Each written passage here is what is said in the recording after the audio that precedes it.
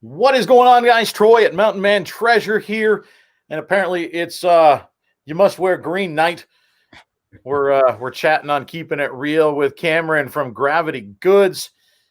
Thanks for stopping in, man. I appreciate it. He even kicked his wife and kid out so that he could hang out with us.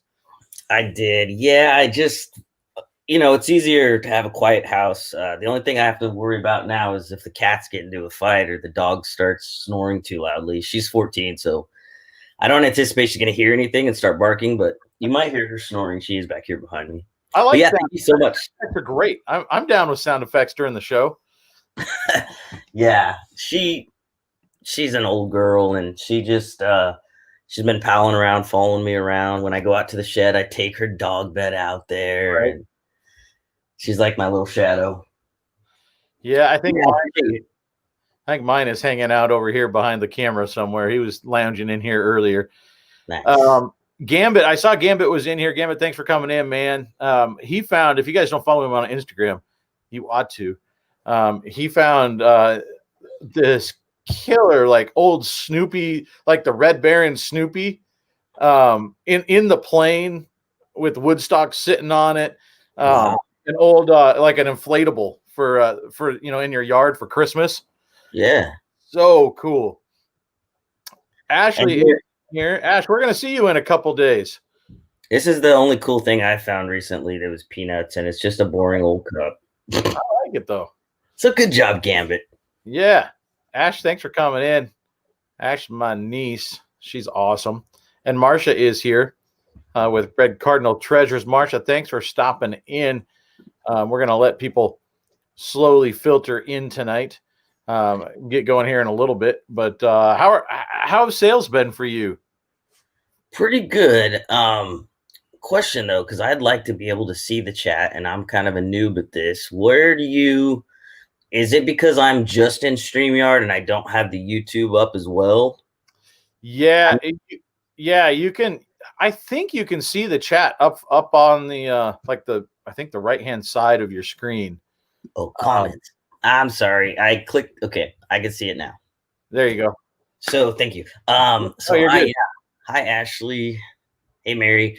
Sales have been pretty good. I find that like everyone, it seems, talks about on YouTube or Instagram, the more that you're listing, it seems that eBay really loves that algorithm of you sending those offers and promoting things and putting things on sale and listing more things. And so I've tried to do that as consistently as possible. I say that with a little hesitation in my voice because, as you know, I've been building, I hired somebody to build a shed in our backyard to put my inventory in, to have just like an eBay space. Yeah. And for the last week, I've been, as you can see, which hand it was on, I've been out there painting and laying floor and physically exerting myself more than I remembered.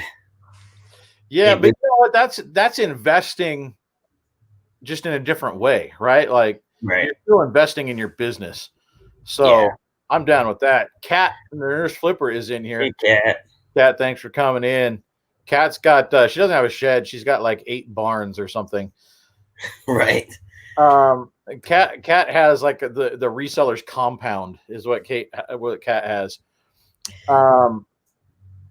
Let's see. Yep, and Mary is in. I don't know if we said hi to Mary, but Mary is in here. Mary, thanks for stopping by. Kameron, you are in, for folks that don't know, you are in Oregon, right? Yes, sir. Yep. I live not too far from the capital, Salem, Oregon. And married. My partner and I have been together over 17 years. We have a 16-year-old, almost 17-year-old daughter. And this is a part-time joy of mine. I actually truly do love it, and I'm passionate about it. I just rolled my eyes when I said joys, just because I don't know if you could tell, but I'm just like, I'm ready for a nap.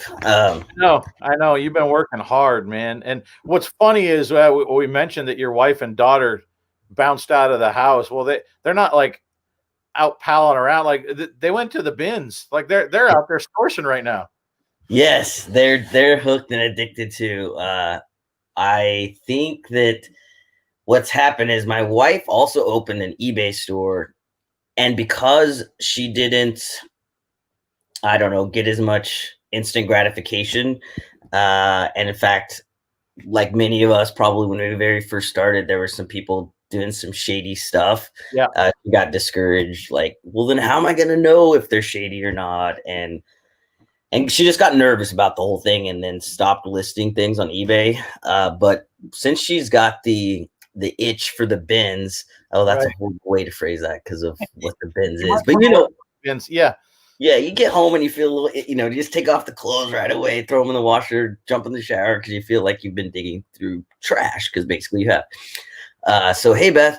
And yeah, she and my daughter's friend went to put their gloves on and their masks and dig in people's garbage at the Goodwill outlet. So we'll see what they bring home.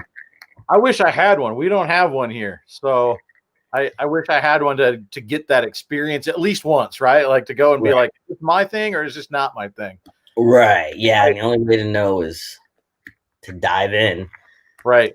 If you get enough poundage weight, and it's over, I think it's 25 pounds, then it's essentially half the price as if you pay for the same amount that was like 23 pounds. So you're trying to get over that threshold. And when I've done that and I've counted the items I've brought home, it's anywhere from like 65 cents, just a random arbitrary number there, to like $1.10. So I just in my mind say like everything from the bins is $1. Yeah. Which certain things are worth that while others, aren't. But when I can just pull it out a pair of like nice Levi jeans, knowing I could get at least $15, I just feel like it just feels like I'm filling my car with free money almost. Yeah. I mean, you're making up that money on volume. So even if it's lower dollar turnaround, yeah, as long as it sells quick, because you could get, I could see, I would probably get in trouble with the bins because I have had trouble sort of holding myself back. Like it's a good deal. It'll sell. I should get it. Right. Like, so that's how you end up with all the piles. Yeah. And I try to not have piles. It doesn't always work. But when I start to feel that I call them opportunity piles coming on, I psychologically, or however you want to phrase it, trick myself, and almost like I have to parent myself. It's pathetic, but I tell myself, Cameron, dude, you're not going to the dang bins today because you've got those two totes full of stuff you need to list. So you can go to the bins if you list 20 things, so then I really keep myself disciplined. Like, all right, it's bin time after I list X amount of items. So tell us what because I actually just today discovered your YouTube channel, Cameron. Like I didn't realize you were on YouTube. I've been following you on Instagram and watching all your pictures there and looking at all your stuff. And I guess for whatever reason, never realized that you had a YouTube channel. So folks, go check out Cameron's YouTube channel. I'm going to just promise you that it's good, but I haven't seen them yet, but I've seen the thumbnails and I'm ready. Like I want to go watch some of these. Like it looks like you've got some awesome stuff on there, man. Like tell us about YouTube. How long have you been doing that? I think I started it shortly at the same time as I decided, okay, I'm definitely going to be doing this. Probably like 8 totes in. I started storing my items in totes. And then once I had about 8 of them, I thought, well, I guess this is like a part-time thing I'm going to try to pursue doing full-time. So might as well share my experience with others because I've learned so much from other people. But not everybody is everybody else's cup of tea. I'm sure you know that, Troy. So there are certain people who might love Kevin from Commonwealth Picker, and other who are like, nah, his personality for whatever reason. Kevin, if you're watching this, I think you're awesome. I don't know who has an issue with your personality, but I'm just saying, like, he pops in every now and then, but he's doing school now, so he's busy. Yeah, I'm just teasing. So I just figure we're all individuals, have different personalities and ways that we show our what souls and what have you. And so even though I knew there's a lot of people already on YouTube, I just figured it's another community to join, a way to get to know other like-minded individuals. And so I just figured, well, even if I don't get, X amount of subscribers, let's do it to to have fun and to see my own like journey and progress when I'm 80 years old and looking back like, oh, I remember when I was 39 and I felt so tired after just laying that little 200 square foot floor. I was a young buck then, kind of a thing. Yeah. Well, I mean, just scrolling through it, like, I mean, just straight up, your thumbnails look better than my stuff. So, I mean, it looks like on the surface, looks like you know what you're doing. I don't know whether you do or not, but you've fooled me. Yeah, thanks. Yeah, like I said, I used to several years ago. It's not even around anymore, but I used to have a podcast where I would interview people who like ran nonprofits, and I called them do-gooders of the world. So the tagline was highlighting heroes who live to give. And so I kind of got into like social media and YouTube and stuff like that way back then. So by no means am I an expert, but I definitely like invested some time in like watching how to create a YouTube thumbnail like way back then. So just, I don't know. I like to nerd out on like teaching myself how to do things. Right. Like, because there's so many videos from like cleaning out your vacuum to, replacing your garbage disposal, both things I've learned on YouTube videos. No, it looks great, man. Like it truly does. It looks really good. I'm going to probably binge on some of this stuff here in the next little bit. Doesn't make me feel self-conscious at all. Thanks, man. Midwest Merchandiser is in. And so Harry Tornadoes apparently got alive. So now I'm competing with Josh. That's great. I've been in the last few weeks trying to compete. All of a sudden, Rally Roots decided, hey, we're going to bring back our lives. Let's do it on Monday night at 8 p.m. Eastern. Nice. Like, I can compete with Rally Roots, right? Like, it's not going to happen. Yeah. But I appreciate you guys for showing up, man. Midwest, thanks for coming in. So yeah, go check out Kameron over on YouTube. It's just Gravity Goods. Where did the name come from? I don't know. I just was spitballing in my brain analogies. I know in terms of like branding and marketing that if you could come up with like, did I say analogies? I meant alliterations. I love alliteration.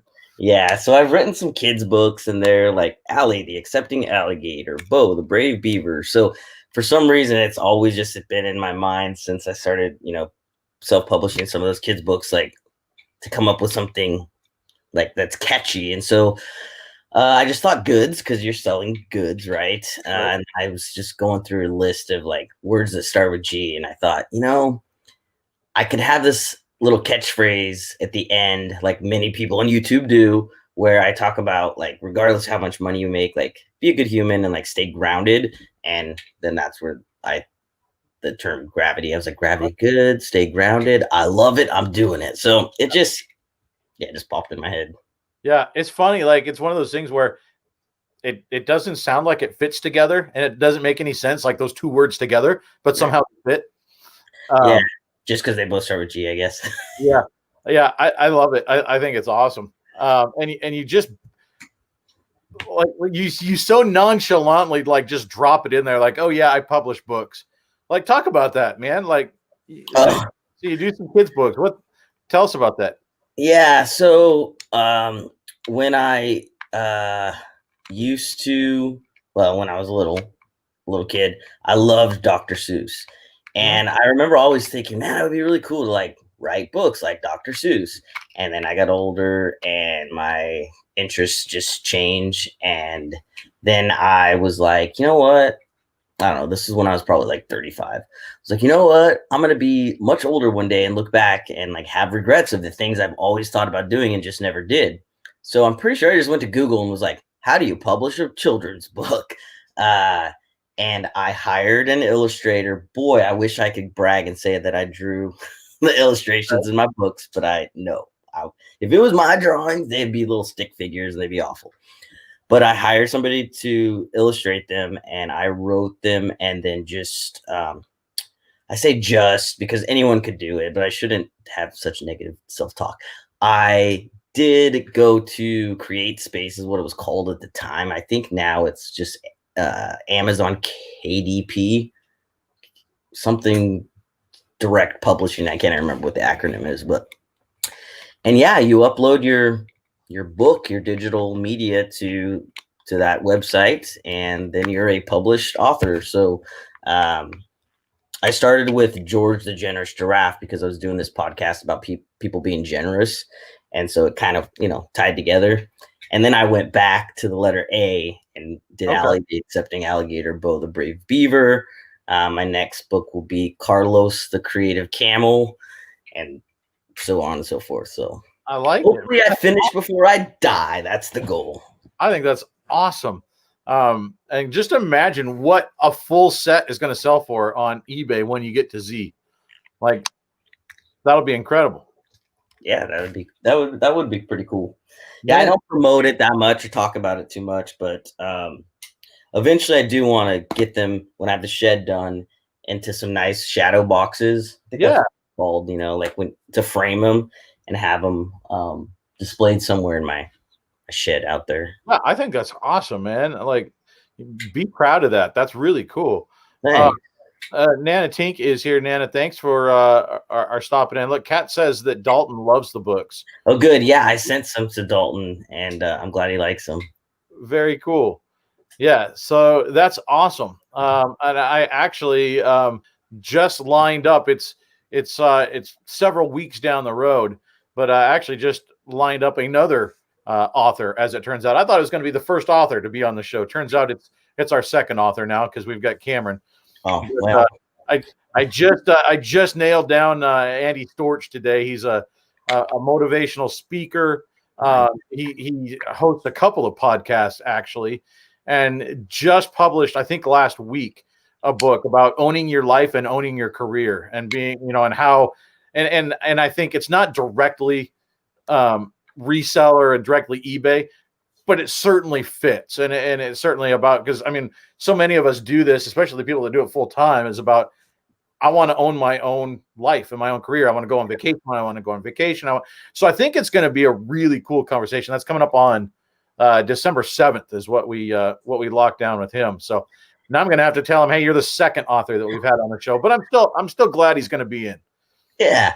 Is he does he do some reselling at all, or not necessarily? No, he's not in the reselling space like at all. But I asked him if he would be willing, because he's been on several like business podcasts, and he's making all these lists of like top books to read in 2021 if you're an entrepreneur and stuff like that. So I thought, you know what, it's business, but it's, that's that side of the reselling. I think it fits. Right. So it's going to be cool to have him on. I like doing stuff that every once in a while that's a little different. Yeah, so sure. That'll be fun. Tina is in here as well. She was listening while finishing sewing some pillowcases for, man, Tina, you're awesome.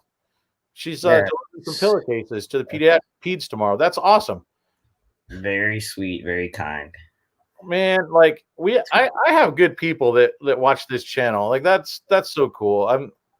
I'm so excited for to hear all the people what they do. Like, look, Tina's saying her son at 28 diagnosed with a kid's bone cancer last year. I owe that facility huge gratitude.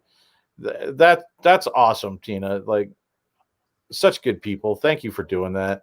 As Steve Thrift, I'm going to start over. SC Thrifted Treasure is in here. Steve-O, how are you, man? So talk to us. You were talking with me before we started, Kameron. You got a shed, and you mentioned it here, but explain sort of how did that come about, and what's the process, because that's like next level reseller stuff, right? Like, we all look at Lonnie, we all look at like that's that, I would think it would be nice to have a storage facility or something. Yeah. But I'm like, you know what? I don't want to have to drive to it all the time and every day. Like, I don't want that. So the shed is that solution. You've taken that step now. Like, talk to us about that. Well, you basically summed it up. My wife and I were in the kitchen one day after our garage had a third or fourth shelf put in it with, 15 totes on it. Wait, that doesn't seem right. Yeah, 3 times 5. Math. It's a good thing when you're a reseller. I'm not great at it, but I'm trying. Anyway, so out of a necessity really of me having this goal of trying to get 1,000 items in my store. I have 840 something right now. I'm at a weird, I'll come back to the thing about the shed, but I'm at this weird like threshold, I guess you could call it, where I'm trying so hard to get to 1,000, and it's a good problem to have because it's like whenever I list, what's that? And then stuff starts selling, right? Exactly. Yeah. I'm like, yeah, I got 20 items listed today, but then I like have an all-time high sales, and I sold like 15 things in one day, and I was like, now I need to list like 30 more anyway. So I just feel like, 2 steps forward, 4 steps back, but that's okay. It's a good problem to have. So, excuse me. My wife and I were standing in the kitchen, and I said, so I have an inventory issue in terms of like space.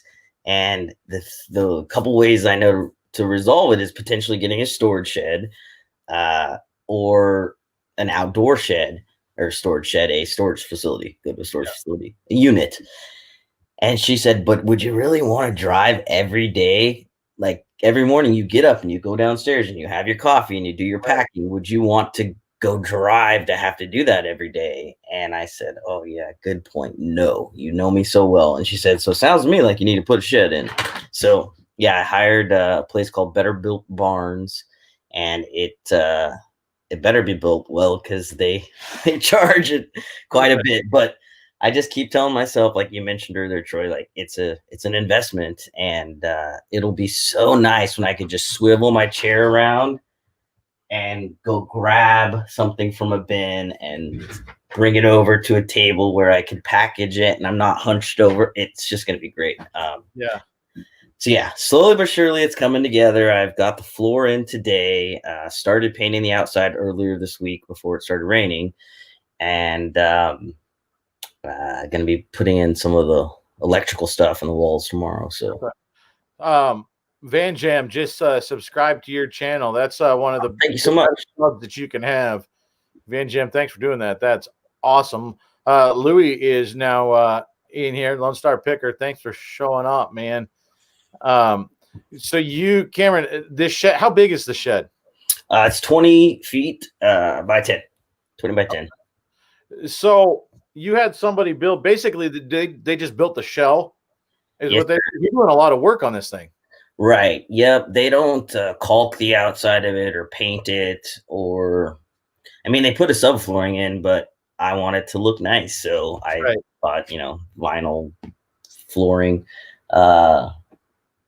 And yeah, I just have a friend who is much better at construction type projects than me. So what he'll do is like come over, kind of get like show me how to do something, and then I'll like finish up whatever it is. I knew I'd do flooring because I've done that in our own house, but some of the wiring and stuff I was not confident in figuring out on my own. In fact, part of it I learned today just watching a YouTube video. So yeah. So you're putting in a lot of work. This isn't just like this is not just a storage shed. You're making this functional. It's inside. I saw you put up insulation the other day and painted. I mean, because you have seasons there in Oregon.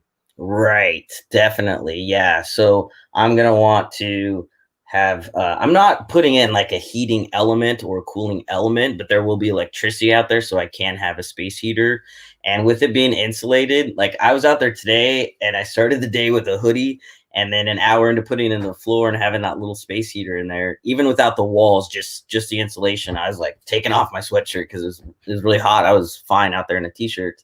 Yeah. But yeah, the door's in the middle. So when I walk in, the game plan is the left side of the 20 feet across it is 10 feet of it approximately will be photo little station, packing table, a desk, and then the back side or the other side will be all shelving. Yeah, that's so cool, man. Like, I'm so excited for you. And thanks. I think I mentioned in one of my videos, like it's neat to follow you on Instagram, because I know it's the camera's out, say cheese, but man, you're always smiling. Like, you love this stuff, and you can just tell. And I think it's awesome. Thank you. I appreciate that. Yeah, I'm definitely a big kid in that aspect, and I I just appreciate that I have a career that can afford me to, take a week and a half off of work and have a staycation to do this. And yeah, I know it's kind of corny to be like, oh, I feel so blessed, but I do. Yeah, Louis says, sure sounds not only functional, but a major place to feel comfortable to work inside and designate as a business right off. Yeah. I'm on it, Louis.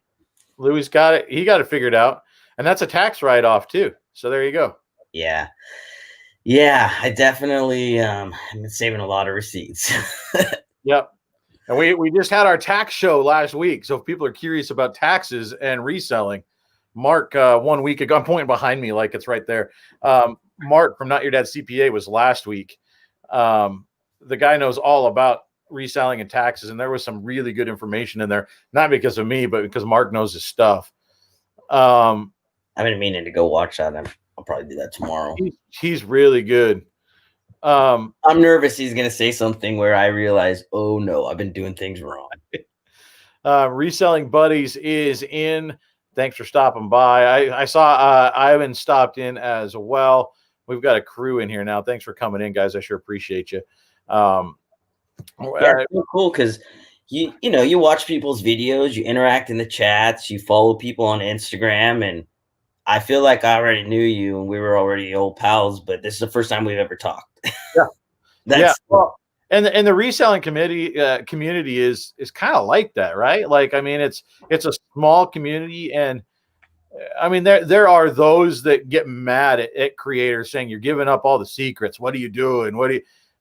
Those people aren't on YouTube anyway, so I don't have to worry about them because they're trying to hoard the information that somebody else knows anyway. Right. Yeah, there's enough to go around.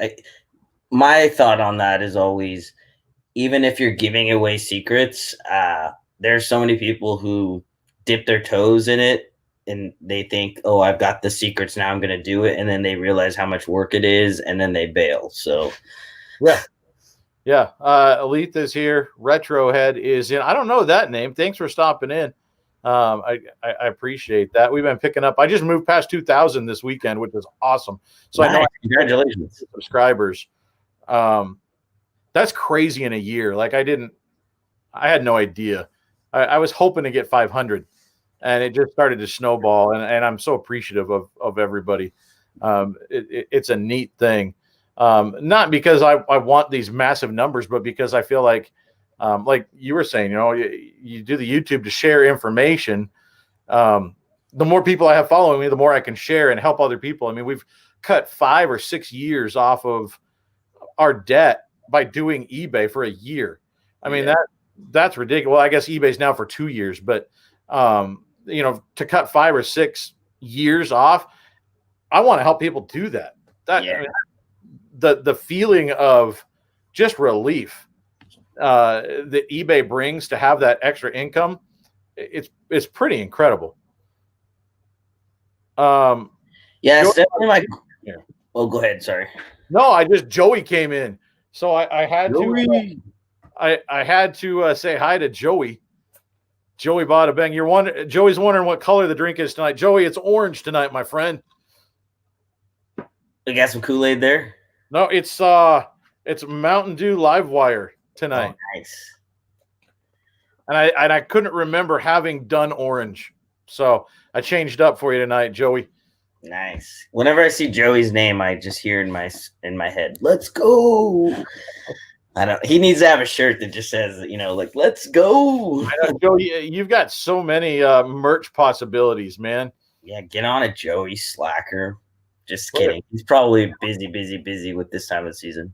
Farmer Mark is in here. Mark's here. Mark, Goodwill is doing deals all week here. So get on over there. I swung by there today and found a couple things. And they actually gave me a coupon. I've never gotten a coupon at Goodwill before for 1% off. And I got a coupon with a purchase today, which is awesome. Interesting. Hey, should I do a live opening of this package I got in the mail today, Troy? Wink, wink, nudge, nudge. Yeah, do it. Joey, I will send you information. I'll tell you exactly who to talk to. I've got some stuff coming. I'll hook you up with the guy to do the merch, man. Does this look familiar? How How about that? He showed up. He made it. You kind of sounded like Alf when you did your. Yeah, I love that guy. I know. Here, let me show you. I got a big one. My wife got me this. Cameron bought Alf from me on Wednesday. I don't remember what night it was now. Oh, that thing's earlier last week or midweek. I don't remember. Yeah, so yeah, my wife got this Thursday night on I think it was a Facebook Marketplace deal, and she brought it home. She's like, I couldn't wait for Christmas. I gave it to you early, but now I'll have to clear. There's nothing on it right now, but make room on the shed window to put this cling on. I hope it'll stay. We'll see how long it stays, right? Like the suction cups work for me, but I mean they're 30 years old, so who knows how long they. It's all gravy. It's just fun. I love Alf, so I had to get that when I saw you post it on there. Yeah. Hey, can you talk about the Toys for Tots? Because I want to send you a box and I forget what the details are. I'm hoping it's not too late. Plus, you could let other people know about it. No, that'd be awesome. I'm collecting. It's resellers for Tots. I got something from Patsy Coffee here just Friday. I didn't actually check my PO box today, but I know I've got something coming from at least one other person sent me a message on Instagram that a box is coming. I've got a couple things from actually Kevin Commonwealth Picker that we're going to be auctioning off in a couple weeks, and that money is going to be going to Toys for Tots. The Junior Capitalist is sending me some stuff. Family Flips, I believe, is also sending me stuff. I'm so excited. Like, so many people are signing on, and it's a neat thing. Like, and actually I just had somebody buy a couple things from my store tonight and then sent me a message and said, hey, we bought a couple things, but keep them and give them to Toys for Tots, which is awesome. That's not why I'm doing it. I'm not trying to get sales out of my store, but yeah, that was a neat thing that they did that. Keith has done that. So yeah, if anybody has any new unwrapped toys that they want to send to me, my PO box, it's 7973, but it's in all my video descriptions. We're going to be collecting all that stuff. I have the guy that runs the Toys for Tots in our community. It's a 3-county area. I'm actually meeting him on December 9th. And so everything that I have up until that point, I'm going to give to him all at once and kind of surprise him with all the toys from resellers around the country, which is cool. We've also gotten some PayPal donations. And actually somebody sent me forwarded me their receipt. You can go online to Toys for Tots and just donate straight online too. So, I mean, if people want to do that, if they want to donate in their own community, I've had people do that. And just tell me how many toys, because I want to add up a total of, I think it's going to be about 4 weeks. How many toys can we pick up in 4 weeks as resellers for these kids? It's a cool thing. I'm really excited. So if anybody wants to help out, they certainly can. And they can shoot me an email and I'll get you more information. But it's a neat thing. Cool. In your community, sorry to cut you off, Troy. In your community, does that go to the foster children? Yeah, it goes. Yeah, there's foster kids. There's a single parent. Like they served. Actually, I got the number sitting over here. Last year, let's see, where is it? Last year it was 2,200 kids. They handed out 13,000 gifts to about 450 families, and they're anticipating a 30 to 50% bump this year, just with all the COVID. So that there's so many kids. Like, that's why I say, if you want to do it in your community, like, please do, because it's not like I'm not trying to help out my community. I'm trying to help out kids, and so there's so many kids that are going to have a rough Christmas this year. I think we can help. Yeah. Personally, both as a kid who was kind of poor and a guy who works in social services now, like, I really appreciate that you're doing that, because I mean, I remember as a kid, one year the only thing we got was like a teddy bear, and I'm pretty sure my mom got that from like some kind of a donation place similar to like the Toys for Tots. And now as a grown up, I've worked in child welfare. I used to not say what I did when I would be online, and now at this point I'm like, what are they gonna do, fire me? I love my job, but that would just force me to do eBay full time. So I I'm not gonna be shy about it. So yeah, I train caseworkers in child welfare, and when we get those donations, at least in Oregon in our community, it's like Christmas for the caseworkers too, because we're excited to go pick out. What they do is they'll put all the toys on a table and say, hey, KGW or whoever gathered them brought the toys, go get your stuff for your kids on your caseload. And we'll go and be able to pick out the toys because we know what the kids on our cases like, and can either offer them to their biological parents or caregivers and say, here's some toys if you want to wrap these up and give these to your children, or just take them directly to a foster home or something. And the kids are really excited because sometimes in foster care, they think they might not be getting much. Yeah. So it is nice when they have nice new gifts that generous folks like you and others in the reselling community are doing to help, get that to the kids. So thank you so much. Yeah, no, I mean, it's one of those things where, like, I'm dropping them off tomorrow. We did another thing where we collected Christmas cards for our troops. There's an organization that sends Christmas care packages to deployed troops, and I was counting them yesterday. I lost count, somewhere around 200 that we had, that folks sent in for me to drop off for them, which that's so cool. I'm going to go drop those off tomorrow. And it's neat to see the community respond. It's such a good community. And I've always wanted to be able to help. Like, I'm one of those guys that, like, you were interviewing the nonprofits and stuff. And so, like, I'm that guy that every time a nonprofit comes on, I'm like, oh, I want to send them a check. I want to send them, like, every time I'm like, oh, that's such cool stuff that they do. I want to help. Yeah. I've never been able to do that before, right? Like, because there was not the extra money. Right. And so now with eBay, we've got a little bit of breathing room. I can write checks to different places. We can donate stuff. I know now how to source stuff at a low price that we can donate to places. And now with YouTube, I've got a platform to say, hey, if you're one of those people and you want to help, here's what I'm doing. If you want to join me, it's worked out really well. And there's so many organizations that are doing great things that I'd like to help out. I don't want to let that overtake like my channel. I don't want to be that channel where it's like every time somebody comes to my channel, they're hearing Sarah McLaughlin and seeing sad animals. That's not what I'm shooting for, but it's neat to be able to every once in a while help out and to find things that people can help out and buy into. Yeah, for sure. Yeah, I'm really excited about it. Yeah, that's awesome. Thank you, Tina. I appreciate you saying that.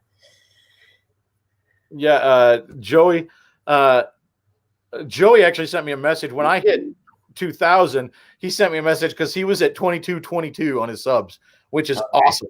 Like, so Joey bought a Bing 22, was at 2222. Yeah, Nana says, I remember that as a child, tables full of clothes, and I was told to pick anything I wanted. I picked out boots and gloves. Yeah, it's a neat thing to be able to help. I'm so excited. Jennifer Hayes is in here. Jennifer, thanks for coming in. Jennifer is awesome. Look she just drops in and then she's dropping links. Thanks, Jennifer.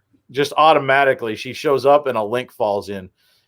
Thrifty Santa is even in here tonight. Volunteers for a local child advocacy group that deals with abused children. I really appreciate all that both of you are doing to help children. God bless you both. Thanks, man. I appreciate it. Like, and it's one of those things where I'm not doing it. Like I said, I'm not doing it to try to bump up my channel or my eBay store or anything.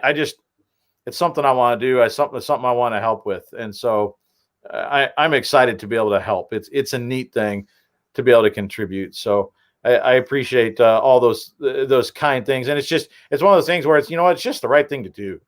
Like, if you can help, let's help. So that's cool that you work in that field. I was going to ask you what the day job was. Yeah. I was a caseworker myself for most of my career, which is like just over 16 years now.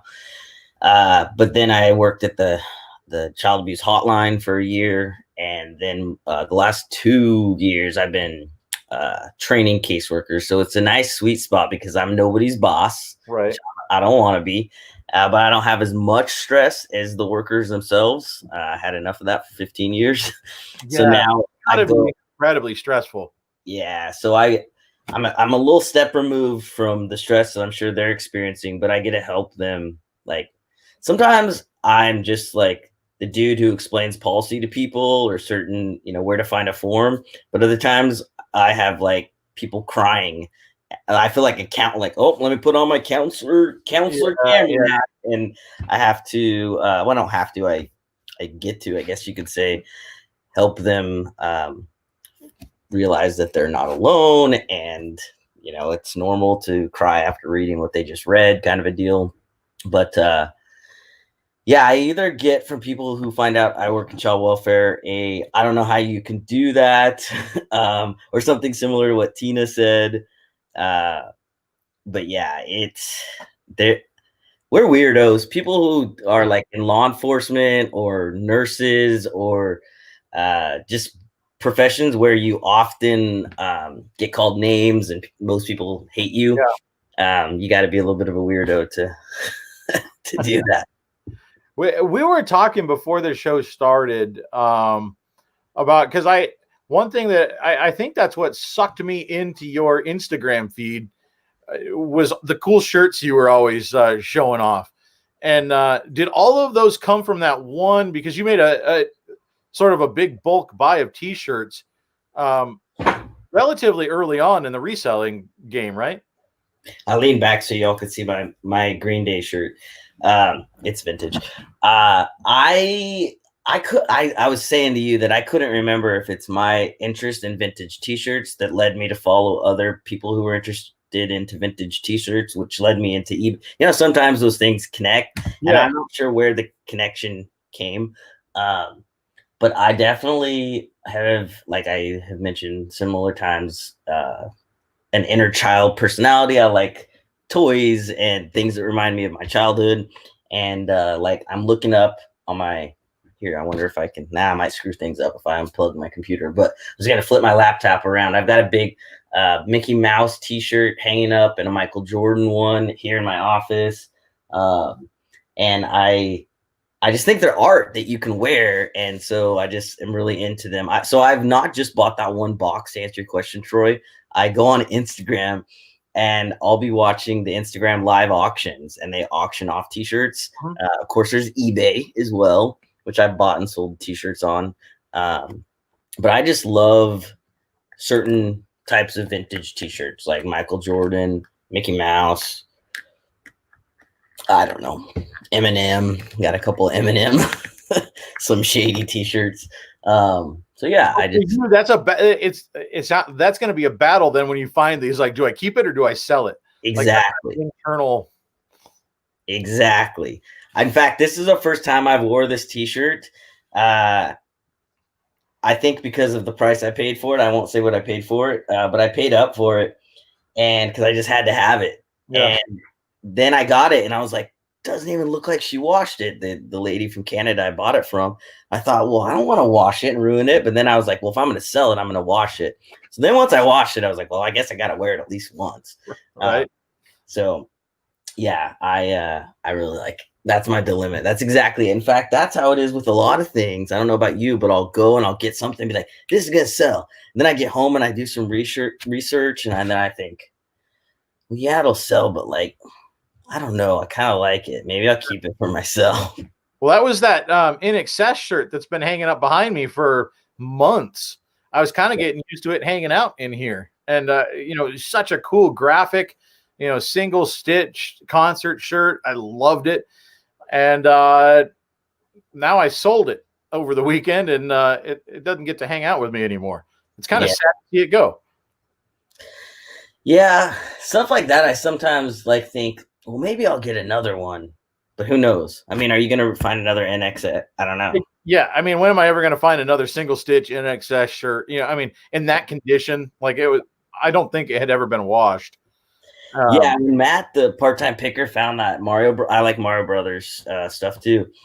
And he held it up. I was like, oh man, it looks kind of small. Otherwise I'd be wanting to buy it. Yeah. And I think it was like a medium or yeah, it was a little small. Youth extra large or something like that. So it was definitely too small for me.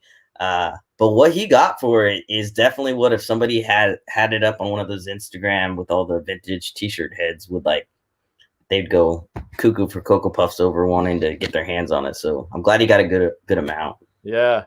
Marcia says that the prospector is plotting something. I wouldn't doubt it. That guy's back there. He's definitely one that I'm going to keep. That was one when I bought it. It was, I can buy this. It's handmade. It's, it's a vintage handmade, very high quality thing. It's several $100s if I were to sell it minimum. But then when I got it here, the reaction of all the people watching the channel, like, no, you can't sell that. And I was like, you know what? No, it fits. Like, I like it. I like him kind of hanging out here. Yeah, he definitely looks like he's almost just like sitting on your shoulder. Yeah. Yeah, he's going to stay. I love him. But that's one of those things. Like, I actually bought it thinking I'm going to sell this thing. This is going to be worth a lot of money. And then I got it here and I was like, you know what? It's worth more to me just to have it. Yeah, he's really cool. I've got a couple things like that. Garfield and Odie I have up here. But once I washed them and I looked at the tag, and I think they're from the 80s. Maybe late 70s, like 78. I don't know. It's old. 78, 81. That's all when a lot of them, they were pushing the plush. I just picked one up today. I think it's probably 15, 16 inches. It's a pretty big Garfield. I usually find the little ones. And and the sitting down. And this is one where he's got a big bottom half and then like little feet, so he'll sit. Yeah, I think that's the 78, 81 tag. Is that Fun Factory? Yes, it does say 78, 81. I was born in 81, so I think that might have been why I thought I wanted to keep it. Isn't that ridiculous? The things that you like randomly know now. I'm like, oh yeah, that's the Garfield tag from 78, 81. Yeah, like, right. That like nobody knows that. Us, but yeah. Oh, they smell good. I washed them with the. Wait, I have to tell you something funny about a complaint I had from somebody. And maybe we could discuss it in the chat. Yeah. I sent a pair of jeans. We talked about at the beginning of this stream that my wife and daughter are at the bins right now, and I go to the bins on occasion, and it smells like garbage. A little combination of like farts, BO. It's disgusting. And so I like to make the clothing that I'm going to in the future sell smell not like the bins. So I tend to put a good amount of good, like Gain Tide smelly like detergent that my wife buys, thinking that they're going to want to open it and be like, oh, this actually smells clean and it looks nice like the picture. Well, apparently this one customer did not like the smell of the detergent and wanted to send me a message about how I should not be sending clothing that smells like that. She's been apparently she bought my pair of Levi's to then resell because she's told me she's a reseller. She's like, I've been reselling for 10 years. And I thought, okay, why are you buying my pants? Go get your own at the bins. No, I'm teasing. That's fine. She probably got a good deal from me because I'm a noob and what do I know? But she bought them and complained that they smelled too clean. So I put in some Facebook group, like, is it horrible for me to want to wash clothing? And it was hilarious. The comments that people would say, I just couldn't believe that some people actually just like send to use clothes that they haven't washed. I've been guilty of that if it has a tag, and then I want to sell it as new, so I just Febreze it because I don't want to take the tag off to wash it. Right. But, I guess the lesson learned from all that is I'm gonna continue to wash the clothing, but I did go buy the fragrance-free, unscented, unscented, So that way I'm not sending like vomit smelling clothing from the bins to people, but it's not. Because she had a good point, and I want to be sensitive to people's needs. And she said people could have allergies or just sensitivity to the clean smell. So yeah, it was just interesting because I thought, well, you just can't please everyone, I guess. No, not everybody's going to be. I mean, yeah, exactly. You can't figure out. Somebody's going to be unhappy with something, right? Yeah. Marcia says she uses unscented Tide Pods. What was that? Unscented Tide Pods? Okay. Yeah, that's what I came to the conclusion within the string of comments that people it says she washes all clothing unless it's new. Use Tide Febreze Sport. Okay. Yeah, and Midwest Merchandiser is allergic to bounce. I never knew that was a thing.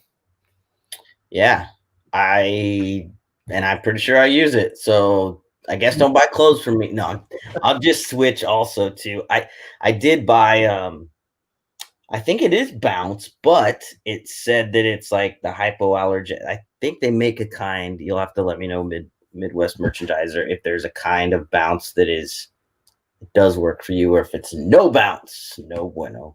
Yeah, of course. And I was going to say the same thing. James just put on there, like you order something through the mail, you're probably going to throw it in the wash anyway. Right. So I get it, but if you're then just going to wash it, unless you have some sort of olfactory reaction to it, you're probably okay. My thought is I get that, but I can't imagine I buy a shirt or some pants or something and it just smells like it just came from the bins. Right. Because I get what you're saying, because even if it smelled nice, I'd still wash it. But I would want it to smell nice before I wash it versus smell like. So do you sell Cameron, what is it that you like? Do you have a niche, or like, I know you like t-shirts, but what else do you sell? Like, will you sell? Because me, I'm a lot like Kevin at Commonwealth Picker. Like, I'll sell today at Goodwill. I picked up an old serving platter, like this massive serving thing, a Garfield plush, pair of men's running shoes, like 3 women's t-shirts. Like, there's no rhyme or reason to what I'm picking up. I sell everything. Same. Is that what you do as well? Yeah, I was gonna go grab some things, but I won't waste everyone's time. I'll just tell them, like, if it's weird or strange or unique, or I've seen somebody else's what sold video, so I think it's gonna sell, or I've sold it in the past. Yeah, I just whatever I think I could flip, basically. I try to stay away from things. Now I'm only 6 months into doing this, so there's things I'm still clearly like learning about myself in terms of what I do and don't like to photograph and have to clean and all that stuff. So if it's something that's not going to bring me much money, but it's going to take a lot of work, I just now pass that kind of stuff. So I prefer things like sealed movies or video games, because then it's just a quick like snap, snap, snap. So similar, I'm done, especially if I have 5 of that game or that movie. So that's what I like to sell the most, is things that are easy. But I also bought $100 mixed media palette of like video games, movies, and CDs. So after going through all that, I'm not gonna lie, I was kind of like, I'm cool if I don't touch a video game. Wow. Yeah. But most of that I got rid of just to one buyer on Facebook Marketplace. Came to my house and just bought like most of it, but I kept the sealed things, and then just popular video games that even if they weren't sealed, I knew they would resell. Yeah, and those games, I mean, they'll start selling now, and actually January. I seem to sell more games in January, because that's when people all have their gift certificates and gift cards, and grandma, they have their new system. They want to buy the games for it. I sell a lot of video games in January. You know what else I think is going to sell well in January? Not just because it's the new year, but stacked on top of that is the pandemic is what was selling well this spring, early summer, which is like exercise equipment. Yep. I've not necessarily got my hands on any, but I definitely think that if I do see it in the past, I might have just, passed it by. Whereas now I might take a second look, depending on. It any kind of exercise stuff, like running shoes. They'll all start going January, February. Yeah. You'll sell a lot of running shoes and just exercise stuff. Like I picked up, it's actually right here. I picked up this jump rope. There were no comps on it. If I can get it, it's in the Art Vandalay bin. There we go. This is it's old. It looks like they clearanced it wherever it was. There's at least 3 clearance stickers on it, which is hilarious. It's like a pulse rate jump. Like it actually seems pretty cool. It counts the number of rotations, your pulse rate, calories burned, how long you've been doing it. It's actually kind of cool. There was no comps on it, but I thought, you know what? January's coming up. Exercise stuff sells like crazy in January. So pick it up. Like you have to kind of read the seasons a little bit. Like you're still taking a chance because there's none listed, none sold, but somebody's going to buy that in January when they can't go to the gym. Yeah, it's interesting because I used to not want to buy anything if it didn't have some type of a track record and I didn't see any solds. But the more I've watched other people's channels and the more I've done it myself where I just bought something and assumed it was already listed and then I was going to find comps when I got home and I didn't. But then I was like, well, I've got it and I'm not going to use it, so I'll just hope it sells. And then it's like a quick seller. So it's interesting because maybe they're buying it elsewhere. I don't know. People, set up those things. I do it myself with vintage t-shirts where they get alerts on eBay. And so if they're looking for a certain item and they don't see it, and then they're alerted. So we got Family Flips is in. It's Joe, the Joe half of Family Flips. Then he says, sorry, it's not Jessica. Joe, I love you too. I love both of you guys. Okay, I'm gonna multitask because I'm full transparency here. I don't know them or follow them, but I'll change that right now. Family Flips is what their name is. Yeah, you need to go follow those guys. Yes, sir. I'm on it. Then look up A&E's. They were on A&E. They're legit TV stars. Okay, so I follow somebody who's on that unboxing thing. Yeah, that's Joe and Jessica off of the Extreme Unboxing. Yeah, I've never watched it. Is that coming back? Do you guys know? Are they doing another season? Are you guys coming back? I haven't heard anything. I follow Walter Blake, something or another from there. Or was on there. But I found him on YouTube, not from the TV. Santa says he'll buy that jump rope if it comes with a defibrillator. I like it. I saw Santa. He mentioned that he started buying CDs. I sold a CD last week, used CD for like $40. Like if you find the right stuff, CDs will sell. I like selling media. It's easy, and a lot of people ignore it. So you go to garage sales late, and it's oftentimes still sitting there. Yeah, you can find I sold 2 movies today. Like I picked them up in an estate sale on Friday for $1 a piece, and I sold one for. I mean, it was only $7, but it was $7+ shipping, and it sold in days. Why not? Like, I knew that the sell-through was there. Why not pick it up for $1? How it takes no time to list, no time to ship. I love selling media. That's how I felt about what I do with it. I had it just sitting here too. It's this. I don't know where it is. But remember in the. I don't want to assume your age, but I remember in the 80s. I'm 42 on Thanksgiving, Cameron. So you remember the game where you'd fold up your like notebook paper into a triangle, and your buddy would do this, and football.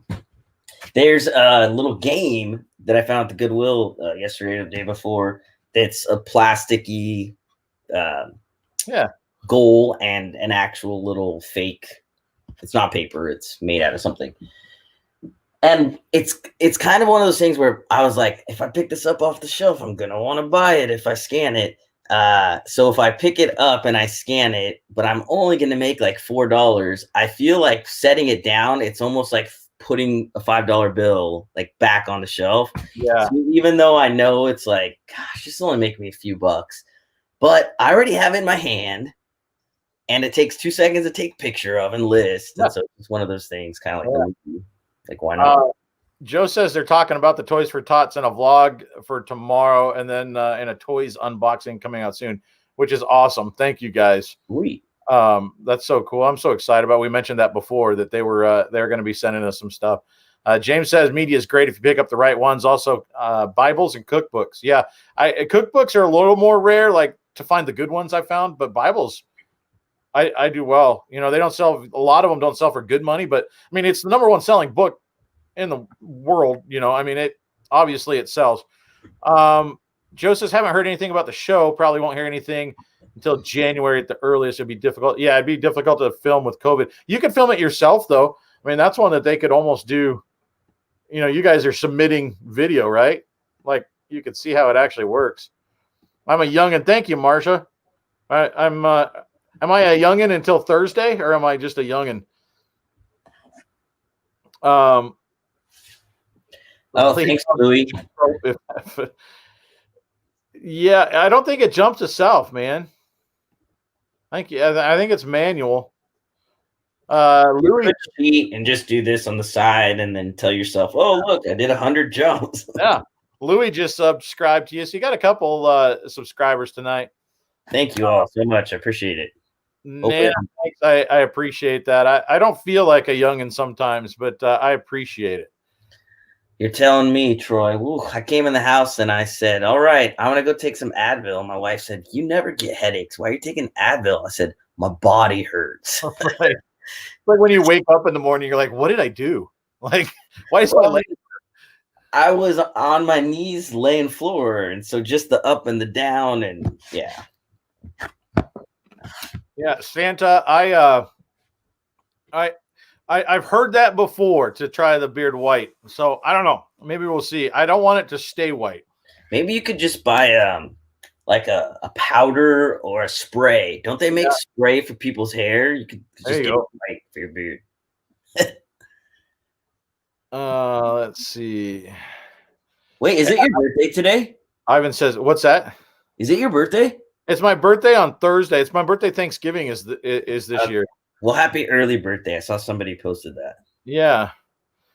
It'll be Ivan sub too. So we're oh, thank you. Backing up that number. So yeah, I mean, and it's fun to watch.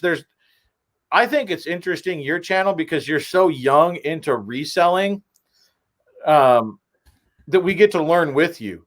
And I think that's cool. We get to see that evolution as you learn. I've seen the same thing with Joey. Joey Bada Bing. He started his YouTube channel so early in his reselling, and we were chatting the other day, him and I told him, I said, "Man, I'm so excited watching some of your videos now, because I can see how far you've come and the stuff you pick up now, and you know about it, and I can see in just a few months' time how far he's come." Yeah. Not only in filming and doing the YouTube, but just in learning about reselling. It's neat. It's neat to watch the growth and the evolution. And so that's why it's cool to watch channels like yours where, because usually, like me, I didn't start my YouTube until a year after I had done reselling. So I felt like I was, I kind of had a base. I knew what I was talking about. You're learning as you go, which I think is awesome. Yeah, I appreciate that. Definitely, there's many items that I would normally just pass by, and it is fun because my wife, as I mentioned before, she's at the bins diving for treasure right now, and sometimes we'll go to Goodwill together or garage sales or what have you, and she'll be like, "What about this, babe?" And I'll be like, "I don't know," and she'll say, "Well, I'm going to scan it," and she'll scan it, and she'll come back to me, and you guys know that face of like, like she's like, "Are you sure you don't want me to buy it now?" kind of a deal. It's almost like a fun competition. Yeah. So there are things that I'm learning, she's learning, and that then I want to make videos and show people like as bolos or whatever. Because sometimes I'll find things and I've not seen somebody talk about it in a video, but then I look at the comps and I think, "Oh my gosh, I guess I'll be the dude to talk about it because I've not, seen anyone share this." Yeah, like who bought vintage underwear until they saw part-time pickers? That's right. Yeah. Nobody. Now just feel like the biggest weirdo when I'm like, "How much for these?" Right. State sale. They're like, "What is this guy doing?" I know. I had that video with it. I think the thumbnail was, "I just bought underwear from a grandma" or something, at the garage sale. It's so weird. Tina, is your grandson, so I share a birthday with your grandson. That's awesome. And also we share with Charles Schultz and Tina Turner. So there you go. I don't know. Mary Caswell just subscribed as well. So yeah, I see that Thrifty Santa said sub 126, and I think today before I came on here it was like 106. So thank you all so much. Yeah, Larry Cameron did hand off to me in that event, which is awesome. And then I beat Carol Cedrone, which was kind of shocking, but because Cameron bought the Alf. And then Cameron, I got there were several people in the chat that were like, "Oh, I wanted the Alf." And then the video came out, and I got a message like, "Is the Alf for sale yet? I want to buy the Alf." I had no idea he was going to be that popular. Yeah, for sure. Now I feel badly, like maybe I should resell him again, but I just want him. I'm being greedy. I'm being greedy and selfish. Sorry, people.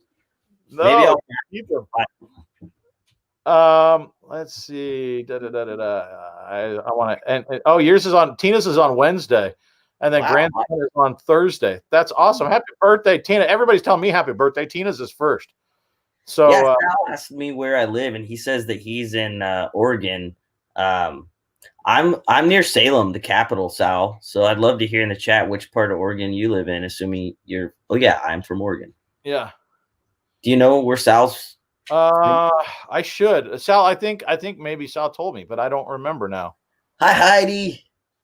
Hot Flip Heidi is in.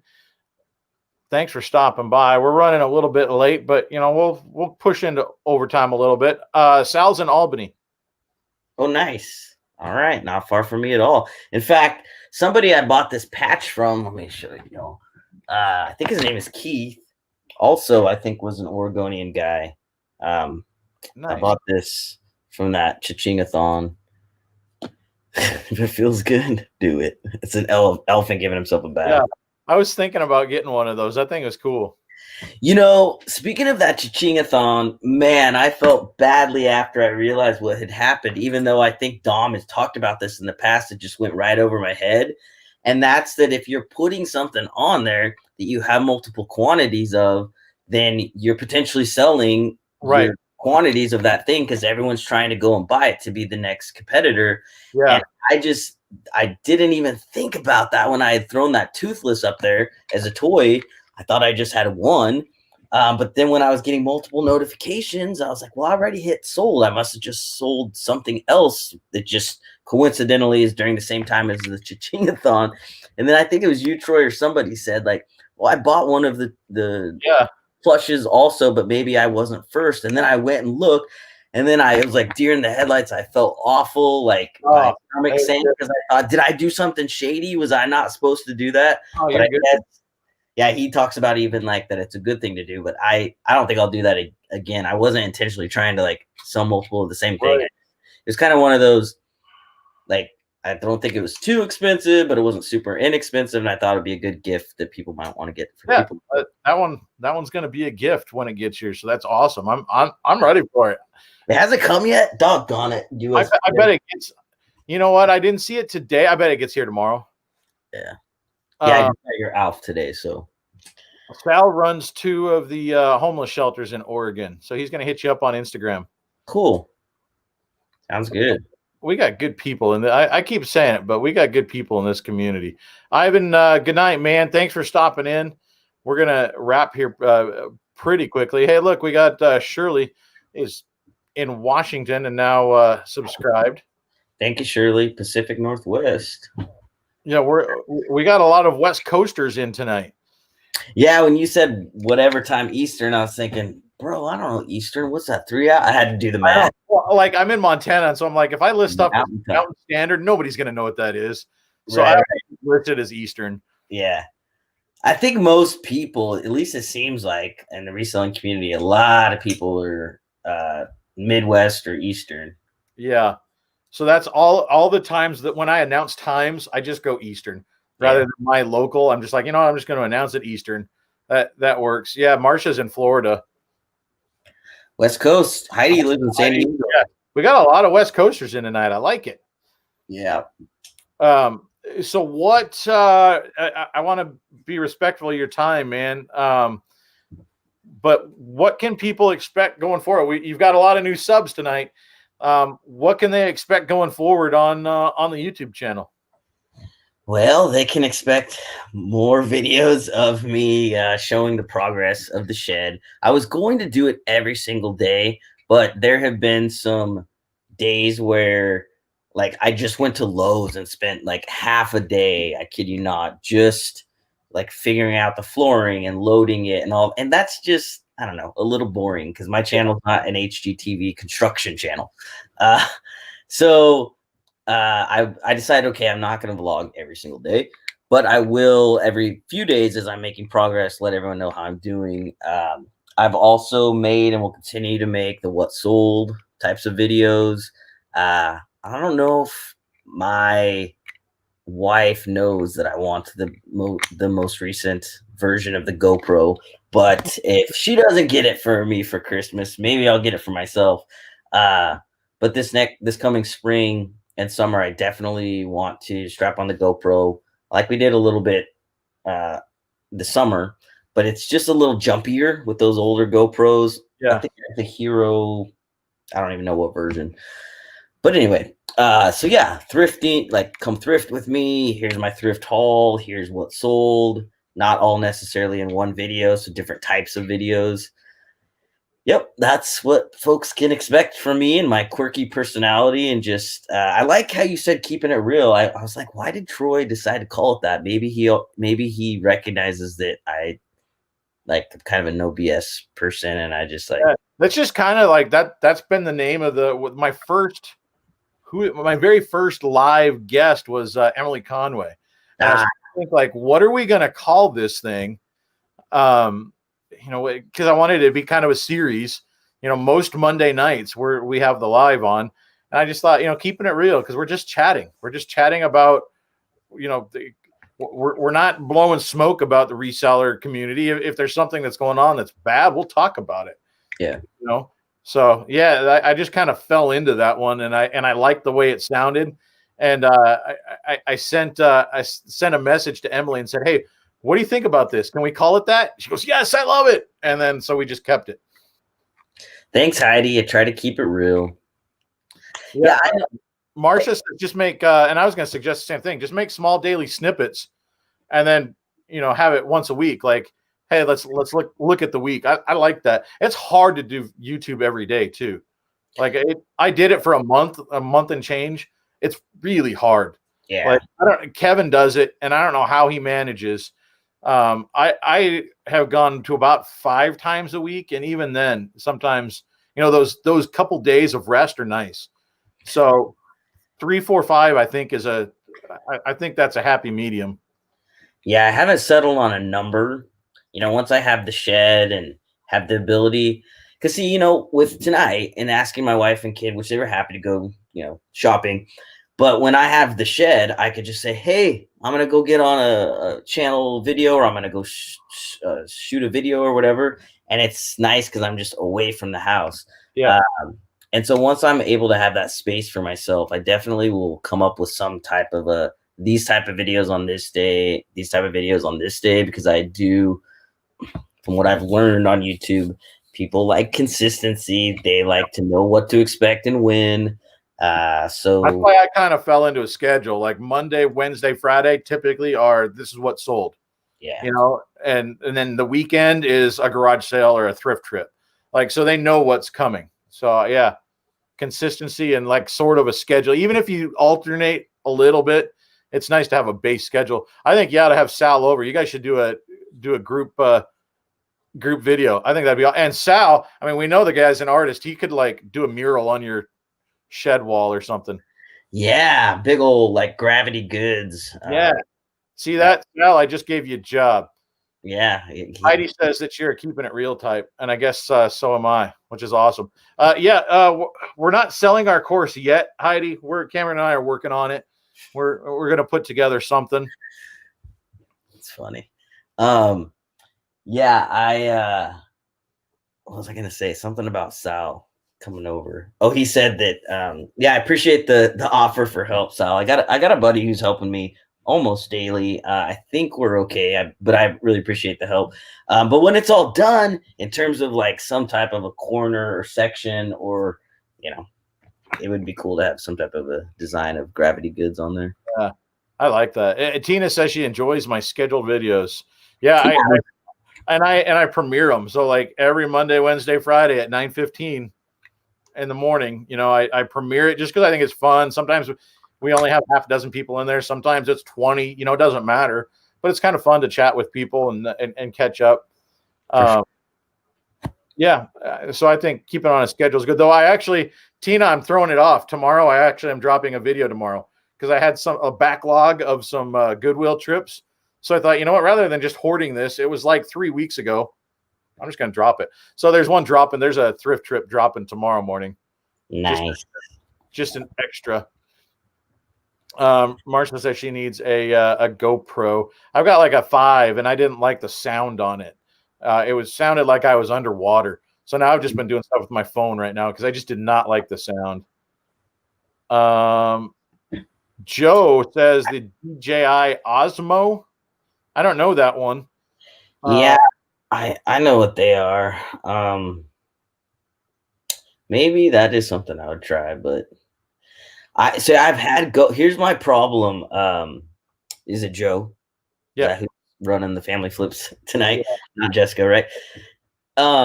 I've had I get stuck in my ways and with certain electronics, and so I'm on a MacBook Pro, which my first one I bought like in 2007 or something, and my dog was going by and his tail knocked over a beer bottle I had, and it got in the keyboard, and I panicked, right? Because I bought this thing for like $1,500, two grand, something like that. Well, I ran the chandelier fan over it overnight and just crossed my fingers, and when I hit that power button in the morning, it would work. And that thing fired up and worked for like 6 years. So since then, I was hooked on Apple. And in the same vein, I've had various GoPros throughout the years, and they've always just like, minus maybe the version you had, Troy. I somehow skipped that one. That one sounds like you're underwater. Well, it might be placement too, like because I had it on a chest strap on my backpack, but I know Calvin from the Kelly Hustle, he uses a 5 also, and his sound is good. So, but he does the chest strap where it's in the middle. So it might just be the placement, where the microphone is. It's just catching you're behind it rather than coming down on top of it. Maybe, yeah. I don't know.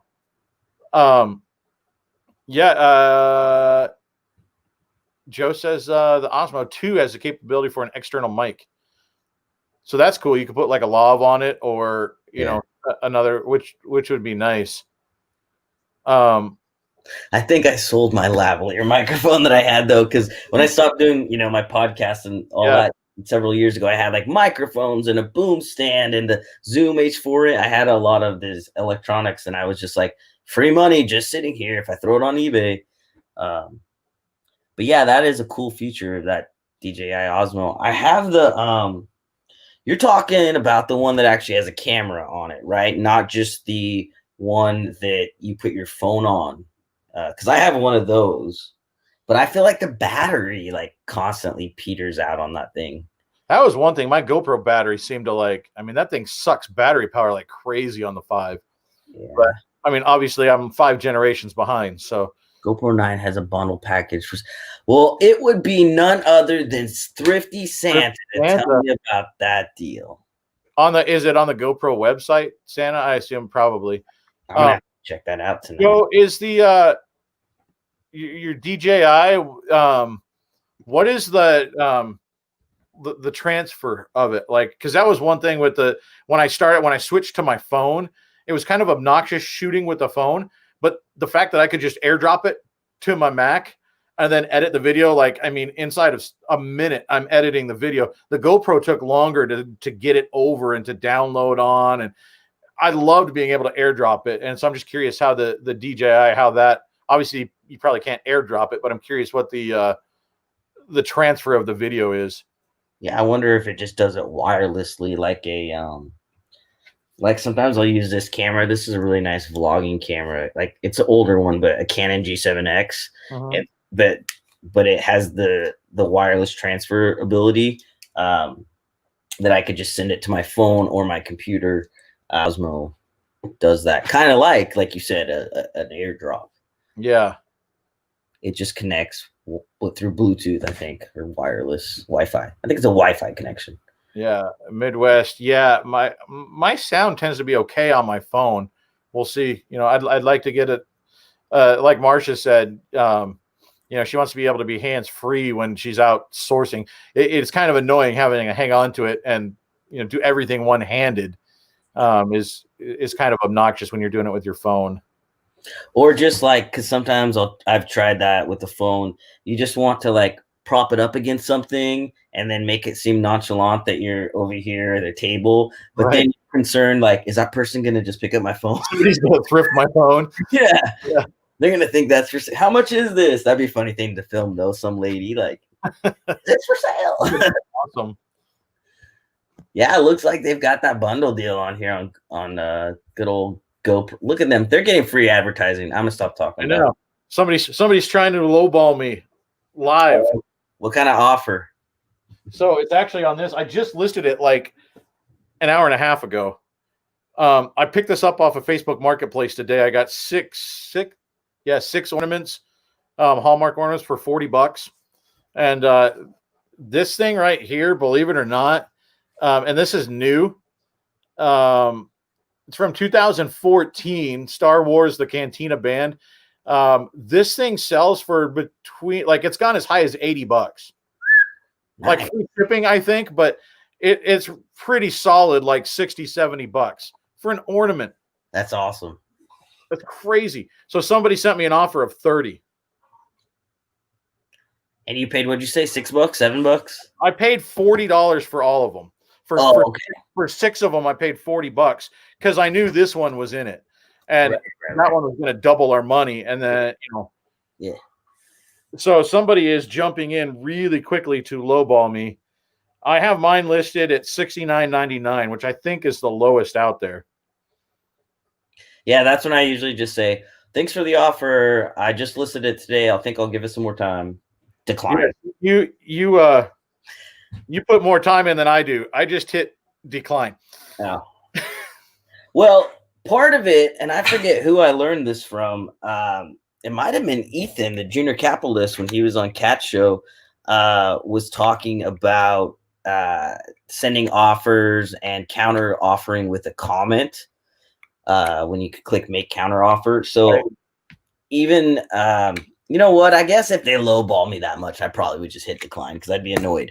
But if there's some negotiation room, sometimes I'll just send a message saying, I appreciate the offer. Any chance we can meet in the middle? I'd be willing to ship this to you today at whatever the price is. Sometimes that's worked. Yeah, I like to do that. Like, my general rule is if you're sending me an offer less than half of what my listing price is, right, I'm not going to bother with it. Like, I get if you're trying to get a deal, but you're also disrespecting me and the item. Right. I'm not even going to waste time sending a message. I'm just going to straight out decline. And if it's a person that's interested and is just trying to fish for as low as they can get, they'll come back. Right. I'm expecting this person might come back with an offer of like 40 next. Yeah.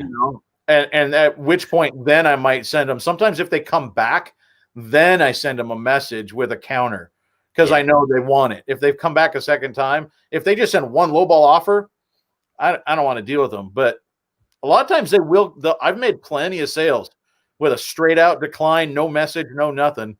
And then they come back and offer a more realistic price. I have been a little bit sassy when I get a really low offer.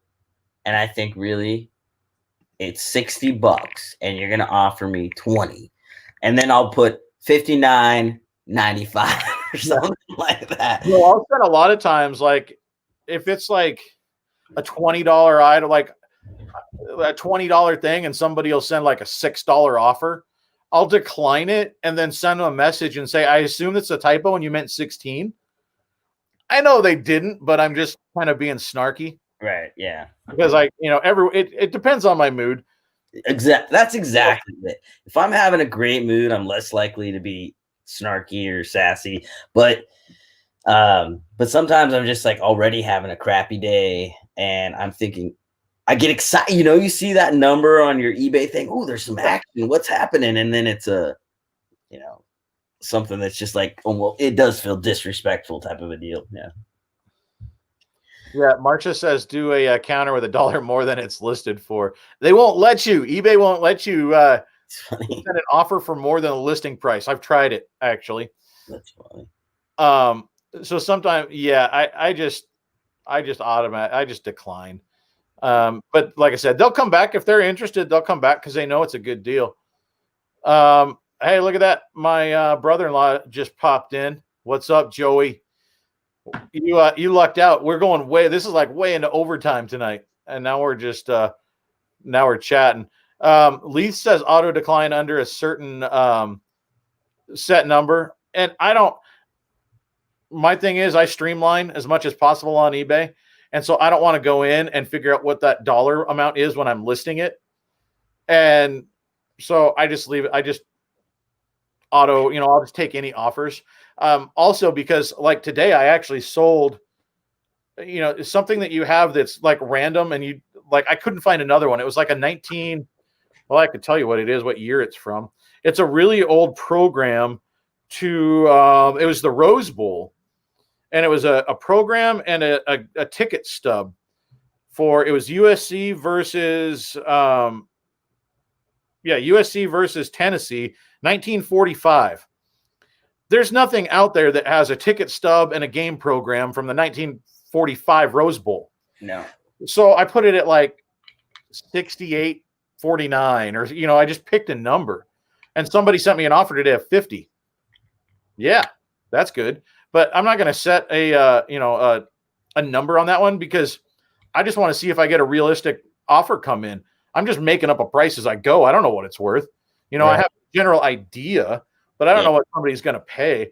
So I just leave that option blank. Like I figure it doesn't cost me any amount of energy to go, no. I mean, that's it. So I'm fine with hitting decline. People talk about, I don't want to deal with all the hassle of the low balls. It takes 2 seconds. It doesn't have to be a hassle. Yeah. I list from my phone. I have listed before on my computer, but I just prefer my phone because that's where I'm anyways. And right where I go to set, now I forget where it's at on here. Well, it doesn't matter. The same spot that I'm doing the pricing, it's just like a click to say allow offers. Mm-hmm. And then one more click to say like to decline under this amount or only accept after said amount. Right. So I actually do go in there and put a number because I know myself and that I could sometimes, like if I haven't eaten in a few hours, I could feel hangry, and then that's just going to kind of like piss me off for the afternoon or the morning. Yeah. And so just knowing that about myself, I'm like, you know what? I won't get pissed if they offer anything over 50, obviously it depends on what the product is, but if they offer like 40 or under, I'm just going to be annoyed. So I better just put like 45 and up. Yeah. Yeah. See, and I don't even like Midwest says all my listings have offers turned on with no minimum so I can get all the offers. And that's why I do it. I want to see also, especially on some of those one-offs, I don't necessarily know what the price is. If I'm constantly getting a low offer over and over and over from multiple people, I might have just priced it too high. I mean, maybe the market isn't what I thought it was. And if I have it auto, set to a certain number and it happens to be underneath that, I'm never going to see that I'm getting offers on something because it just automatically declines it. Right. I'll never know, and so I just like to see, especially if they send an offer and I set the low mark and they sent an offer of $1 below that and I never saw it, yeah, a day where I go, yeah, that's low, but they missed it by $1 of what I'd like. I'm going to take, I saw a t-shirt that I had listed for, I think $48 over the weekend. They sent me an offer of 30. And I was like, you know what? Today, that's good enough. It's a size medium. It's got a weird size to move. So $30. All right. Isn't that funny how we let like our mood and or what sales we've already received and or not received affect like what we will accept? Because on one day, if I've already sold like $200 worth of stuff, $300 worth, and then I'm like, nah, man. And then the next day, I'm like, crap, I've only sold 3 things. Oh, yeah, fine, I'll accept it. Well, and I was opposite this weekend with that shirt. I had sold that In Excess shirt for $130. I was like, I want to keep it rolling. Yep, $30, good enough. Like, yeah. I'd had slow sales last week, and so I was like, you know what? I want this weekend to be good. Yeah. And so I just and you sold. I wanted to ask about it. I'm glad that we went way late because you posted a thing on Instagram. You sold a $300 shirt. So yes, sir. That was from that box. I got 2 of the exact same shirts. They're both fairly rare, as far as my understanding, of a Marvel all white with the black drawings of the character. Wow. Had Cyclops, Wolverine on the back. It was dated 1991. It was on a Marvel tag. It was single stitch all the way around. And the first one I auctioned off sold for over $400, and I think I was hoping to get that again, but it was $315 or $350. I don't know. I think $315. So I didn't get as much as that first one of the exact same shirt. But like I was telling you, I bought that whole box full of T-shirts, over 20 T-shirts for $200. So just selling one, I doubled my money, and then I've sold several others out of it. But yeah, the vintage community with T-shirts, they see it as it's like art that they could wear, and sometimes they put on a hanger and they display it as art on their wall. That's one of those things where I'd have been nervous to. How many people did you have bidding on the first one? Oh, a lot. Like over 50. And there was people hitting me up on Instagram saying like, "Oh, you sold it for 400, bro. I give you 5 right now if you cancel it. I know that will negatively affect you on eBay." And I'm like, "Sorry, if I ever let go of my second one, you know, you could bid on it then." But I didn't cancel the order because I'm just not that type of person. And so I just hoped that second one would also go for over 400. Yeah. Okay, I'm way more than pleased with. That's one of those where you just roll the dice, like with options. Like you never know. Yeah. Sometimes it's worth it to just list it high, right? And because I had some vintage Rainier beer posters, and I put one for auction, and I only had like 3 people bidding on it. But they were back and forth and back and forth and back and forth. It ended at like $85 plus shipping. Nice. But I had so few people going after it. I thought, well, if I put it up for auction, because I had 3 of them. And I was like, well, if I put this next one up for auction, now I've only got 2 people potentially bidding on it. And it might go lower. So I waited like a month and then just put it up at buy it now for higher. And it ended up selling for like 90, I think, or 91. It was like $90.99 plus shipping at buy it now. Because I was like, you know what? I know what I got for it before. I'm just going to list it a little bit higher and see what happens.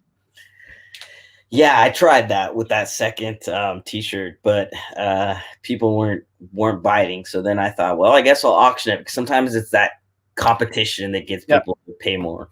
Yeah, that's a killer sale, man. Like that. I've sold several. Like I had a Def Leppard T-shirt that I sold for like big money like that, and like it's crazy when you find those, and you got a box of them. Right, and I found one like the next day at the bins, a vintage T-shirt.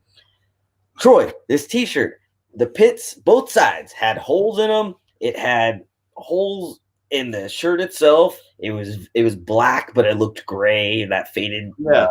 From 1994, 95, but it was a Stone Temple Pilots concert tee, and so it had all the dates on the back and that well-known album cover. And I'm not a Stone Temple Pilots guy, so I didn't want to keep it for myself. Plus, I don't like that look. I know some people in the vintage community love that distressed look. I don't. I like my old stuff to still look nice. But yeah, I threw that on eBay on an auction, not seeing very many comps, not knowing what it was actually worth. And with close, detailed pictures and written in the description about all the flaws, that puppy sold on auction $138.50 or something like that. I pulled it out of the bins for $1. So when I think I got spoiled after that, thinking every time I go to the bins, everything's going to be, I've not found one that valuable since, and I've gone many times. So there was, I think it's crazy. Like if people find shirts like that it's a good shirt, but it's just all beat. It could still be worth picking up. Like Eric, the vintage flipper, he doesn't do as many videos anymore. I'd have to look back on his channel and see what it actually went for. I want to say it was like $900 or something. It was something stupid high. He found a Natural Born Killers, the movie. He found a Natural Born Killers T-shirt, very famous image from the movie, and apparently ridiculously rare T-shirt. and it was the same deal. Like, and it was a white shirt. So it was a white shirt and it had pit stains. It was like on the neck. It was beat up. Bought it from a garage sale for nothing. Nice. I want to say he sold it for like $900 and some dollars. That's amazing. Yeah, I'm looking him up right now on Instagram. It's Vintage Flipper. Yeah, the Vintage Flipper, I think, is what it is. Really good guy. I bought some stuff from him. Very smart guy. And this was some time ago. So you'd have to dig back through like his Instagram or his YouTube feed, but I still remember, like, I mean, it was a pretty beat up shirt, and it didn't matter because it was such a rare shirt. Right. The people who wanted that shirt didn't care what condition it's in because nobody else had one. So they had to have it. Or they're buying the memory because back in 1994, they went to that Stone Temple Pilots concert and they lost that T-shirt in a fire or something like that. So they're buying it for the nostalgia of it. What was I gonna say? Oh, that was the last thing I said to my wife and daughter. Well, aside from like, I love you, goodbye. They left the house to go to the bins, and I yelled and I said, even if it has holes or paint, if it's from the 90s and it's a movie or a band, buy the dang T-shirt. And they said, okay, we got it. And I said, and if it's Pulp Fiction, definitely buy it. That's one of the grails out there. So let's see. I found the video. It's a 1994 Natural Born Killers. And he was getting, like, I remember watching the video. He was getting slammed with all these messages about it. And he's got a video where he shows all the flaws on this shirt. So I think it was a giant tag, which is one to look for. Yeah. This is one of his posts. I don't know if people could see that, but that's there it is. I was inflating it. I thought it was $450 though.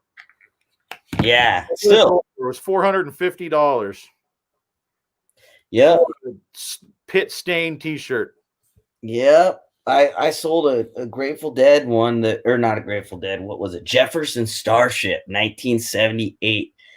And I picked up this ringer tee or baseball tee. I think that's what those are called, where they're kind of shorter on the sleeves, different color. Yeah, baseball. And that thing was like paper thin. You could see through it in the light. But there weren't actually holes, maybe one or two stains, but it was just so thin because it was so old. And I put it on auction. I forget how much that one went for. I think like 180. But did you put that in the listing? People buy those specifically for that reason. Paper thin. Like, I don't remember if I put that. That's actually something people look for. When I first started, I found one like that, and I don't remember the band. Big, like 80s band, and I cannot remember who it was now. But I saw one, and I was brand new. And my buddy that's been doing this for like 15 years, he kind of taught me how to do it, and I've learned from him. And I'm like, yeah, I saw this shirt at the thrift store, but it was like it was super thin. It was full of holes and just ratty looking. And he was just like his jaw dropped to the floor. He's like, you got it right. He's like, people will buy those. Like, cause I left it. I'm like, it looked so beat up and it had holes in it. It was super thin. It looked like it was going to fall apart. So I left it. And he was like, no, you need to get that. Yeah. Yeah. There's that shirt right there. By Midwest Merchandiser, they're leaving us for Joey's live. I know. I usually send people over to Joey's channel. Nice, cool. That's crazy that people will buy a shirt for. I mean, Heidi, if you're still here, I want to know tomorrow. I'm going to ask you. I'm going to send you a message on Instagram and ask you if you got anything listed tonight. So I'm going to hold you accountable, my friend. Heidi, you got a list. Go over to Joey's channel. He'll make you a list. Leroy, thanks for stopping in, my friend. Leroy's been on the show. If you guys don't follow him on Instagram, you're doing Instagram wrong. Go follow Blood, Sweat, and Sell on Instagram. Leroy is one of the best people in the community, and he's really, really good with like tools and stuff like that. And I don't know if there's anybody out there that works harder than that man right there. He's really, really good. So, all right, I just went and followed him. I've seen him in many people's lives, but I don't think I went and followed him. A good guy. Is he on YouTube as well? Do you know? Midwest Merchandise. Yeah, you know what? It is pushing. We've been going for more than an hour and a half now. And I would like half an hour ago, I was going to get ready to let Kameron go, telling him I'm respectful of his time. And now it's a half hour later. So yeah, any parting words for the folks, Kameron? No, other than list some stuff, because that's the only way you're going to make sales. Heidi says she's halfway through a listing. So I listed 24 things today, Heidi. So get moving. Oh boy, now you're making me feel like I'm the biggest slacker. I mean, 6 of them were these ornaments, or actually 7, because I had one other to list, really easy to list, and the others honestly were Hot Wheels cars. Because if I want to list a whole bunch of stuff, I bought so many of those Hot Wheels cars, I can grab a dozen of them. And like I started the listing yesterday, and so then today I just had to take pictures. It's 3 pictures. It's far away front, close up front, back. That's it. So I can list so many of those in like an hour and a half that if it's a day where I just want to get listings for listing's sake, it's Hot Wheels, because I can crank up the algorithm and can go, look, he's listing a lot. Yeah. So that's what I use them for. Cheater. I need some stuff like that to just be able to quickly take a picture of. Yeah. I love those little things. Like I by the end, I listed 16 of them today. And by the end, I was like, okay, it was a slog for the last couple because I was definitely sick of listing them. But those little things like that are easy on a day where you don't want to list, find something that's simple. Yeah. Cause like for me, just getting this residue off and cleaning this makes me not want to list it because it takes time. So when I have a pile of things like this, I'll usually like put on YouTube or go to somebody's live, and then I could like do those things while also learning. Right. But yeah, I appreciate so much, Troy, for you having me on. You're like I said, it sounds silly, but it's like, oh, it's like a brother from another mother because I've already been following him, and that's awesome. It's nice to get to talk to you, and I appreciate you helping me up my sub count for whatever that's worth to people. Yeah, we'll get you a couple. Look at that. Leroy listed 17 today. Nice. I just counted, Leroy. I only listed 6 this morning, so I feel like I need to bust out some more. That's good though. Like, I mean, my numbers are ridiculous, and I'm a part-time guy. I normally don't do that. Today was just kind of silly that I just got into a mode where I'm like, you know what? I'm just going to list all these Hot Wheels in this pile. Nice. And so that my numbers are a little bit more inflated. Usually it's like 3, 4, 5 a day, and I'm happy. So, Heidi has a future video idea for you, Troy. I know. I'll look into that. You know who's really good at it is Drew at Profit Monsters. If you don't follow him, that guy makes a killing on Facebook Marketplace. But I find a few deals here and there. So I'll work on that, Heidi. That's a good idea. So guys, thanks for stopping in. Kameron, thanks for hanging out with us for way longer than I told you we were going to. So thank you for doing that. It's all good. I appreciate it. Thank you so much. For those, we've still got 20 folks in here, which is crazy. Thank you for sticking around. If you still want something on and you need a suggestion, Joey Bada Bing 22, I bet he's going to be on for another hour and a half. He's on late. And then sometimes actually Drew, Profit Monsters, goes on after that. And he's on for like 3 more hours. And that guy's in Florida, so I don't know what time he goes to bed. But go over Joey Bada Bing 22. It's a live hangout listing. He usually has a contest in mid-show where he buys something from your store. So you might sell something if you go and hang out with Joey. Kameron, thanks for coming in, man. Thank you so much. I don't know if you're going to head over there, but if not, I'll... Yeah, I usually stop in and say, hey, and I've got to pack a couple of things. So perfect. All right. I'll chat with you in the chat over there. Thanks again, Troy. Right. Everybody, thanks for coming in, guys. I will catch you actually tomorrow. If you stop in 9:15, well, it's 9:15 a.m. my time, 11:15 a.m. Eastern. We're going to drop a Goodwill thrift trip. Till then, guys.